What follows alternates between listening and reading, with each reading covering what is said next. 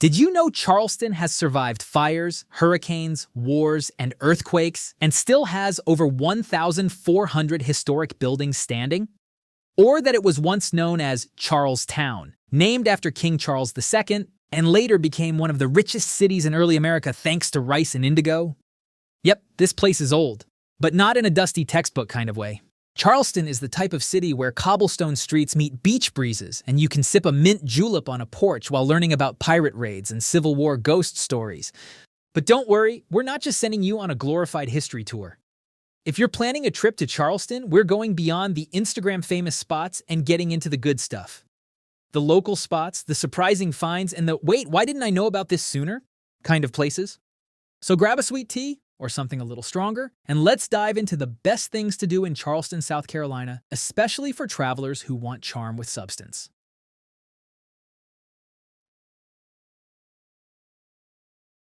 Everyone's heard of the historic district, but let's be clear, this isn't just for snapping pics of Rainbow Row and moving on.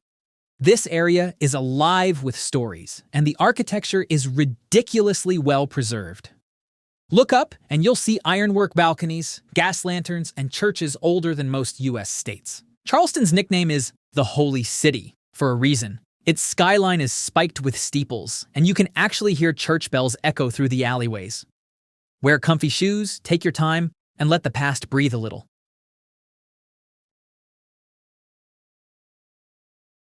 At the very tip of the peninsula, you'll find the Battery, a stretch of waterfront promenade flanked by grand antebellum mansions and massive oak trees. It's postcard-level pretty, but what makes it really interesting is the history. White Point Garden, right next to the Battery, is filled with Civil War-era cannons, historical plaques, and yes, even ghost stories. Pirates were hanged here in the early 1700s. Supposedly, some still haven't left.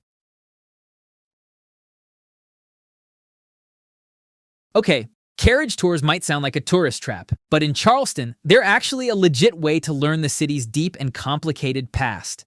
Several companies like Palmetto Carriage Works offer well-researched licensed tours that are equal parts entertaining and educational.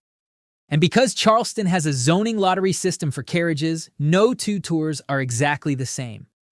You could get the French Quarter one day and the Civil War Trail the next. If you want to understand Charleston beyond the pretty houses and palm trees, this stop is essential. It's housed in the last remaining building of a former slave market and dives headfirst into the city's role in the transatlantic slave trade. It's heavy, it's important, and it gives context to everything else you'll see. It's not just a museum, it's a reckoning. Charleston has quietly become one of the top food cities in America.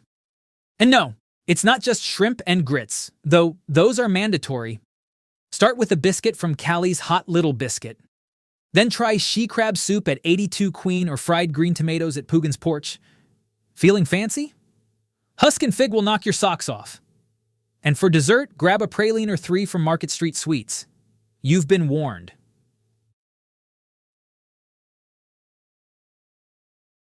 The market is fun for about 15 minutes. Once you've picked up a sweetgrass basket and sampled local jams, head down a side street and find the real gems. Tiny bookstores, quiet courtyards, and candlelit taverns hide in plain sight. This is where Charleston whispers instead of shouts, and it's magical. Founded in 1773, this museum actually predates the Declaration of Independence. Let that sink in.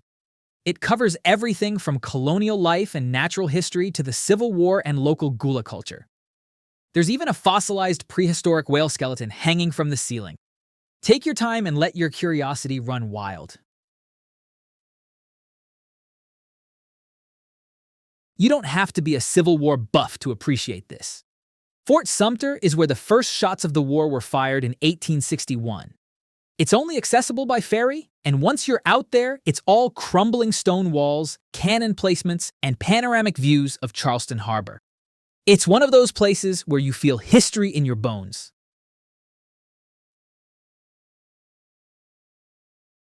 The Gullah Geechee people are descendants of West Africans who were enslaved on rice plantations, and their culture is still very much alive in Charleston.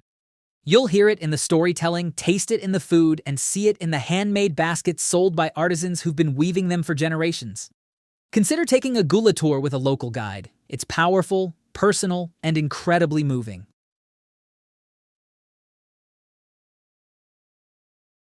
Yes, Charleston has beaches, and no, they're not all overrun with spring breakers. Folly Beach has a laid-back surf town vibe with great seafood joints. Sullivan's Island is quieter with a lighthouse and a more upscale feel. And Isle of Palms is perfect for long, relaxing walks.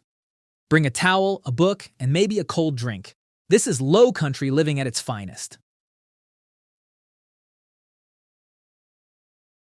A lot of tourists head to the Nathaniel Russell House, and it's lovely, but the Aiken-Rhett House tells a different story.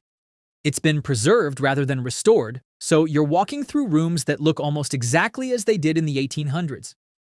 You'll see peeling paint, slave quarters, and original furnishings.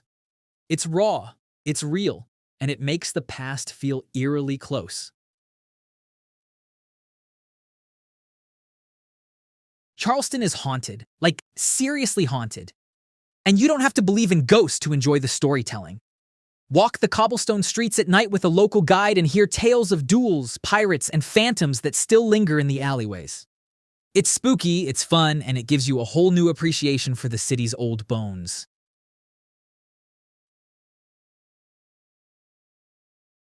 Just a short drive from downtown, these plantation estates are set among gorgeous gardens and Spanish moss-draped oaks.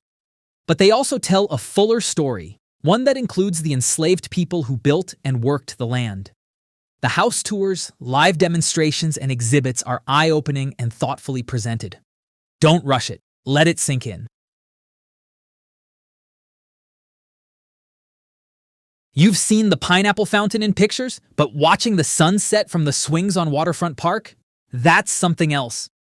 The breeze from the Cooper River, the sailboats drifting by, the city lights flickering on, it's the kind of moment that reminds you why you travel in the first place. Charleston after dark? Vibes. Grab a cocktail at the Vondu's Rooftop bar or kick back with live jazz at the Commodore. The city has a soft glow at night, and the energy shifts from history mode to something a little more modern, a little more electric. You'll want to toast to it. So if you thought Charleston was all bow ties and banana pudding, think again. This city has depth. It's got scars and soul and stories that'll stick with you long after your flight home. Come for the charm, stay for the complexity. And if you're still with us, don't forget to like, subscribe, and drop your favorite Charleston discovery in the comments. Or better yet, tell us what we missed. There's always one more secret alleyway, one more praline, and one more story waiting in this city. See y'all in the next one.